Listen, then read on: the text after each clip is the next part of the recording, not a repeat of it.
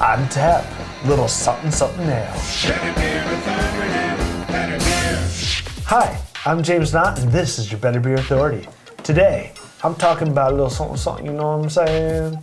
Little Sumpin Sumpin Ale from Lagunitas Brewing Company in Petaluma, California. The brewery opened in 1993 in Lagunitas, California, but outgrew its facility and moved to Petaluma a year later. Little Sumpin Sumpin started as a summer seasonal release, but was expanded to a year-round unlimited release in 2010. It is 7.5% ABV and 64.2 IBUs. It is a wheat beer, but not necessarily easy to classify. Beer Advocate calls it an American Pale Wheat Ale, and Rate Beer says it's an IPA. Many online beer reviewers talk about the IPA-esque qualities that the beer possesses. They use 3 different kinds of wheat, and the wheat makes up 50% of the grain bill. Mark, this is a wheat beer by definition, but how would you describe it to somebody? Well, I mean, it's certainly wheatly-esque-ishness is incredible. You know, as far as wheat beers go, this is probably the worst wheat beer I've ever had. I'll just go ahead and put it out there. There's not a lot of wheat beer quality to it. I mean, it's got a relative opacity. It's not transparent like you would see in a relatively filtered wheat beer, but there's just not a lot of wheaty quality to it. There's not as much fruitiness as you would expect. There's not a lot of that. I think I know where you're going with this answer, but do you think the haters at home are, well, they can hate all they want. Because where are you going with this? Well, they can hate all they want, but we're the one with the show. So I don't think it's much of a wheat beer at all. I think it's more of an IPA than anything else. Okay, so you would describe this as an IPA to I certainly would. Ratebeer.com got it. Yeah. Okay. Joby, what were your initial impressions with the aroma? James, when you first smell this beer, it's heavy on the grapefruit, real heavy on the grapefruit. You know, it's all those sea malt or all those sea hops coming out, the Cascade, the Columbus, the Chinook, the Centennial. Very citrusy. Very citrusy, very grapefruit. You know, we've had a lot of beer. We've done a couple beers like this. The one that comes to mind for me is Hop Slam. I think the aroma for this and Hop Slam are right on par together. So yeah, it's very citrusy, a lot of grapefruit in there. Okay. Scott, you gave Hop Slam a 10. Now, he says this is comparable to Hop Slam. Do you agree? Yeah, no, that's absolutely. That was my whole point to this is very similar to Hop Slam. There's a couple differences, one being obviously the difference in the hops that are used. Supposedly this has Centennial hops that are used, and Hop Slam uses Simcoe IPA, or Simcoe hops, excuse me. And there's a different finish to this beer as well. While it's not a classic wheat beer, it's also not a classic IPA because the finish isn't as bitter. It is a different finish completely. But you know, I think this is an amazing beer. I really like it. Well, even some of the really good IPAs that are out there don't necessarily come off with that real dry, tart finish on the back end from the hops. I mean, this could just very well be. And those aren't classic IPAs either, in my opinion. At least. I mean, this could very well just be an IPA that was also dry hopped to the end, where you get that really strong hoppy smell and some of the good hoppy taste, but not a lot of the.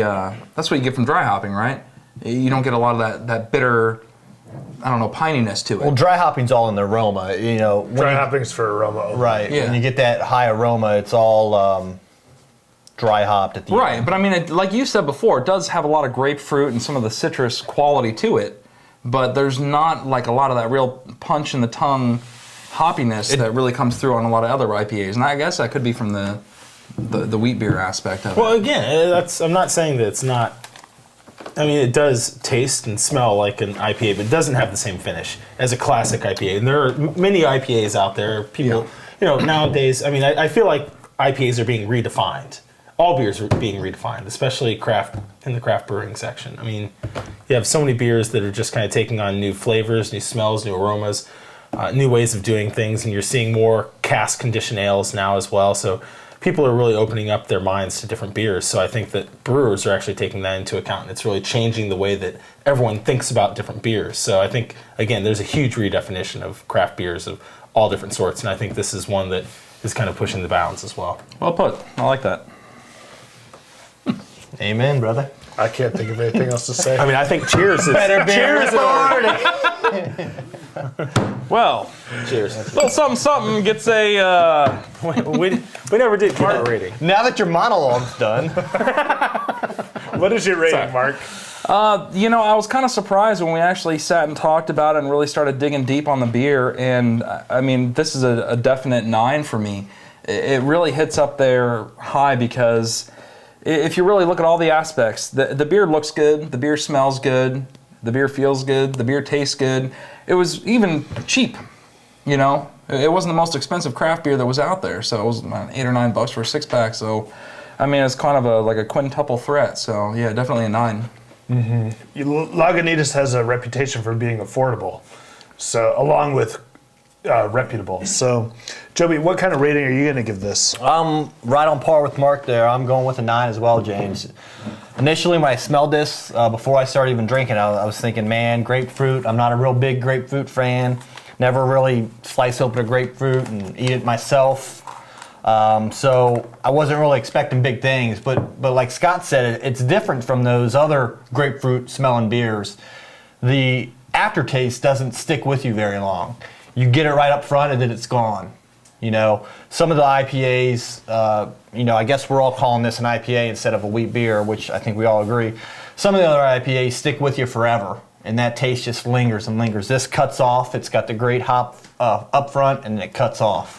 You know, kind of like how Mark was saying, it's a great beer, great price points. You know, like my old buddy Charlie used to say, this is like a sore dick, James. Can't beat it. Try harder. Well put. Scott, what's your rating? You know, James, I give this a 9. I agree with Joby and what he said as far as the beer, and it kind of leaves you, it doesn't linger with you. The great thing about that is this beer has an amazing, amazing smell and aroma. I mean, it just has a great floral bouquet of grapefruit and citrus. So each time you drink it, every time you put your nose up to the glass, it hits you. And it's something new, yeah. And each time you taste it, it's brand new. It doesn't linger with you. So it's great. You get to experience it over and over and over again. You almost have to have another drink to remember what it tastes like instead of some of those others that, you know, you can have a drink and 10 minutes later you're still tasting it. Yeah, so. This is an amazing beer. I mean, I'm already a little upset that I've only got, you know, a few fingers left in this glass.